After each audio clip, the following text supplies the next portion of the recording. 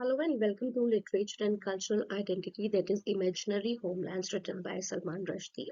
This is all about the Indias of the mind. Okay, so this is a very simple topic where we will define and see the difference between the past and the present, and we will relate that how people engage and they live in past, they live in their memories, they enjoy their memories, and still they want to compete in the present era. Okay, so let's see.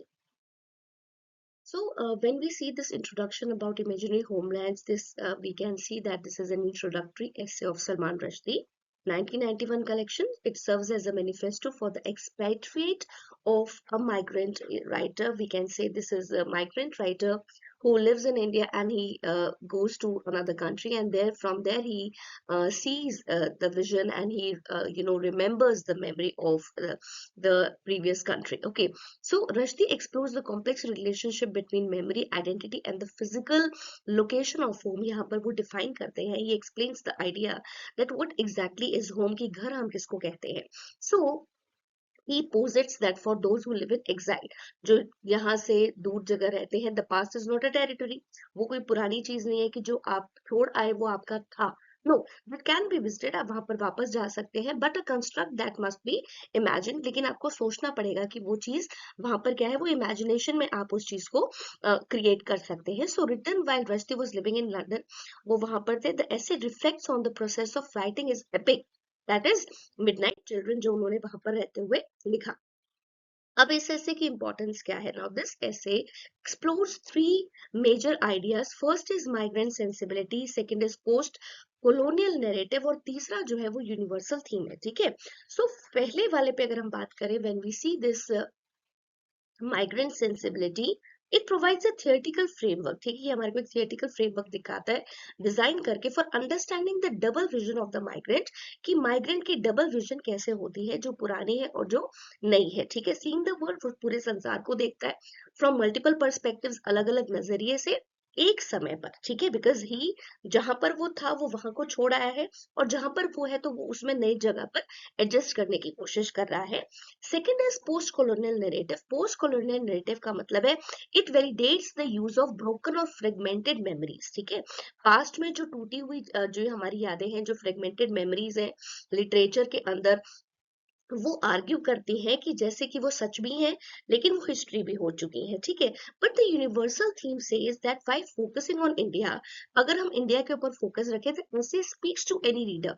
कोई भी जो Indian novels को पढ़ता है, वो is experienced the loss of past self, जिसने अपनी पुरानी आइडेंटिटी को खोया है या अपने पुराने घर को छोड़कर वो आया है. ठीक है, so this is the kind of the broken mirror theory. Okay, we see that the critical theory, pragmatism and post structuralism. ठीक है, पार्शियल रिकलेक्शन इसके अंदर क्या है, रजदी मेमोरीज को कंपेयर करता है एक टूटे हुए शीशे की तरह. This is very important, you need to understand. When we look back our origin, जब हम पुरानी जगहों को देखते हैं जहां पर हम पैदा हुए, we don't see a whole image. हमें पूरी इमेज नजर नहीं आती, बट हमें उसके टुकड़े कुछ नजर आते हैं, बिकॉज कोई भी जो है इंसान वो पूरी यादों को याद नहीं कर सकता. So he sees the vision. So these shards are not failures of memory. ऐसा नहीं है कि हमारी मेमोरी खत्म हो गई है, but this is a kind of broken glass which creates a sharper vivid perception, because writer जो था अवेयर था, लेकिन कुछ चीजें जो थी वो उसकी मिस हो गई थी. दिस फ्रेगमेंटेशन, ये जो टूटे हुए जो टुकड़े हैं, ये फोर्स करते हैं किसी भी राइटर को कि इंडियाज ऑफ द माइंड, कि वो कितने तरीके से इंडिया को देखता है, इमेजिनरी वर्जन्स को देखता है जो सच में थे, लेकिन वो थोड़े थोड़े उसको टुकड़े याद थे. ठीक है, अगर हम क्रिटिकल थियरी की बात करें तो पॉलिटिकल इकोनॉमी है, पोस्ट मार्क्सियन है, रेवोल्यूशनरी है. ठीक है, कंसेप्शनल रिलेटिविटी है. ये सारी चीजें क्या है, अलग अलग है, because these are all small sectors of the complete memories. ठीक है, जिसको हम छोटे छोटे एरियाज को हम देखते हैं. सो this is the kind of memory IP fiction. ठीक है, पुरानी फोटोज हैं हमारे पास, अभी भी होती हैं. So Rajni uses this old black and white photos of the family, जहां पर वो देखता है कि उसका घर था, जो उसके पास्ट को आज के प्रेजेंट में उसको दिखाता है कि वो किस समय को छोड़कर, किस घर को छोड़कर वो आया है. एग्जाइल है, आप बाहर आ गए, आपको वो चीजें डराती हैं. सो वो एग्जाइल को डिस्क्राइब करता है हॉन्टेड. ठीक है, क्योंकि वो चीजें हमें हमेशा डराती हैं इन अवर ड्रीम्स, इन अवर कन्वर्सेशंस, जो उस चीज को दोबारा रिक्लेम करती है कि जब मैं लिख रहा हूँ तो मैं उसको बार बार रिपीट करूँ. So language as a territory, तो राइटिंग जो है वो एक एक्ट है रिक्लेमेशन का, अपने आप को पुराने समय से जोड़ने का, ठीक है। So by using this kind of English, जो हम लैंग्वेज को यूज करते हैं, ये किसी भी माइग्रेंट के लिए क्या है, रीमेकिंग द फ्रेम अगेन, कि वो उस लैंग्वेज में अपने आप को सच्चाई के साथ फिट करना चाहता है, ठीक है। So what are the major codes, आप मेजर कोड्स को क्या मेंशन कर सकते हैं? For example, it may be that artists in my Passagian exiles are immigrants or expatriates are haunted by same sense of loss, same urge to reclaim, I ill insatiate create fashions invisible homelands India's of the mind, ठीक है। इस तरीके की language उन्होंने लिखने की कोशिश करी है। ही सेज कि जो पास्ट है, जो हमारा चला गया है, वो अब मेरे लिए फॉरेन कंट्री है, वहां पर मैं वो चीजें नहीं कर सकता जो मैं आज अपने समय पर कर सकता हूँ। I can adapt to new things, new environment, new areas, but the past is also home. लेकिन जो पुराना चला गया है वो भी कहीं ना कहीं एक घर था, ठीक है। So it is kind of a puzzle.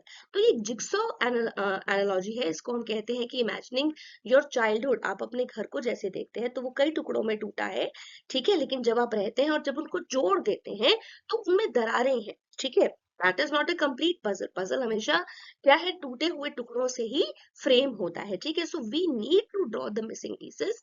हमें उन मिसिंग पीसेस को ढूंढना पड़ेगा हमारी इमेजिनेशन के हिसाब से, और तब हम उसको होल्ड कर पाएंगे, उसको पकड़ के रख पाएंगे, ठीक है। सो दिस, जब आप एग्जांपल लेते हैं मिडनाइट चिल्ड्रन का, Rushdie describes the smell of dung smoke, है ना, कि खुशबू आ रही है, ट्रेन की आवाजें सुनाई दे रही हैं। उसको शायद पूरा शहर याद ना हो, लेकिन थोड़ी थोड़ी मेमोरी से वो उसको बहुत ज्यादा गहरा करने की कोशिश करता है, ठीक है। When we see the basic outcomes of this, no this is the story, that is the imaginary homelands. Acceptance of fragmentation, कि अगर आप किसी ब्रांच से या किसी पेड़ से टूट चुके हैं तो you are a fragmented part, आप एक टूटे हुए टुकड़े हैं, बट यू नीड टू, कि आप को एक्सेप्ट करना ही पड़ेगा कि अब आप नहीं जा सकते। पास्ट जो है वो आज की प्रेजेंट नीड्स को कवर अप नहीं कर सकता है। Second is your plural identity, अब आप दो जगह अपनी अपनी प्रेजेंस को शो कर रहे हैं। फर्स्ट इज की माइग्रेशन जो है वो आपका लॉस नहीं है, अब जो छोड़ा है वो छोड़ा है, ठीक है। You can not pick that thing or big stone up on your shoulders and you keep on moving, आप ऐसा नहीं कर सकते। सो दिस इज अबाउट कि आप एक स्टीरियोस्कोपिक विजन में देख रहे हैं वर्ल्ड का। Third is the creative agency.